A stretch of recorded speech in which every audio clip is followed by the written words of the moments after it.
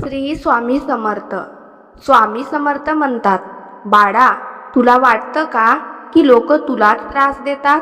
मग आज माझं हे एकदा शांतपणे ऐक, मध्येच थांबू नको. कारण आज मी तुझ्या मनात वर्षानुवर्षे दडलेला प्रश्न सोडवणार आहे.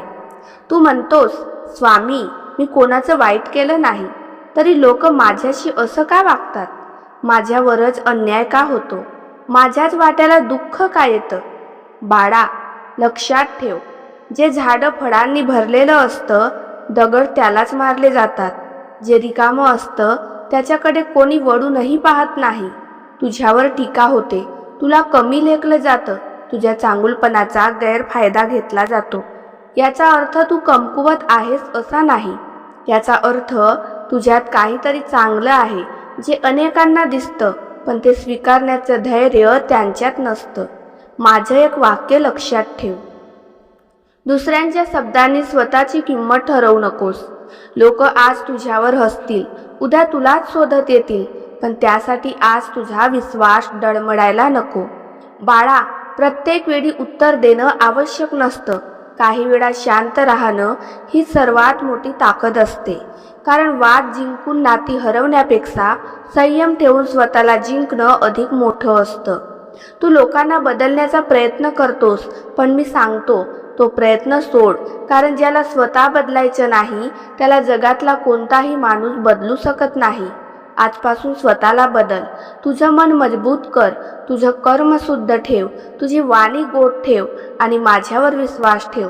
कारण बाळा, तुझ्या आयुष्यात येणारा प्रत्येक माणूस कायमचा नसतो. काही लोक तुला साथ देण्यासाठी येतात, काही लोक तुला धडा शिकवण्यासाठी येतात आणि काही लोक फक्त एवढंच शिकवतात की आता पुढे कोणावर किती विश्वास ठेवायचा. ज्यांनी तुला रडवलं त्यांच्यावर राग धरू नको, त्यांना माझ्यावर सोड. न्याय देण्याचं काम माझं आहे. तुझं काम फक्त योग्य मार्गावर चालत राहणं आहे. तू स्वतःला एक प्रश्न विचार, मी दुसऱ्यांच्या चुकीमुळे माझं मन का खराब करतो? हा प्रश्न समजला तर अर्थ आयुष्य बदलून जाईल. लक्षात ठेव बाळा, तुझी किंमत लोकांच्या कौतुकाने वाढत नाही आणि त्यांच्या टीकेने कमीही होत नाही. तुझी खरी ओळख तुझ्या कर्माने, तुझ्या स्वभावाने आणि तुझ्या श्रद्धेने ठरते. आज मी तुला कोणतंही भविष्य सांगत नाही, मी तुला फक्त एक दिशा दाखवत आहे.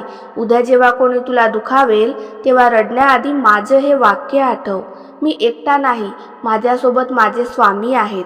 हे वाक्य मनात आलं की तुझ्यात पुन्हा उभं राहण्याची ताकद येईल. चल बाळा, आज माझ्यासमोर एक वचन दे, कोणाच्याही वागण्यामुळे मी माझं चांगुलपण सोडणार नाही. मी रागाने नाही तर संयमाने जगण्याचा प्रयत्न करेन. मी स्वतःवर आणि माझ्या स्वामींवर विश्वास ठेवीन. हे वचन पाळलंस तर लोक बदलले नाही तरी चालतील, पण तुझं आयुष्य नक्की बदलेल.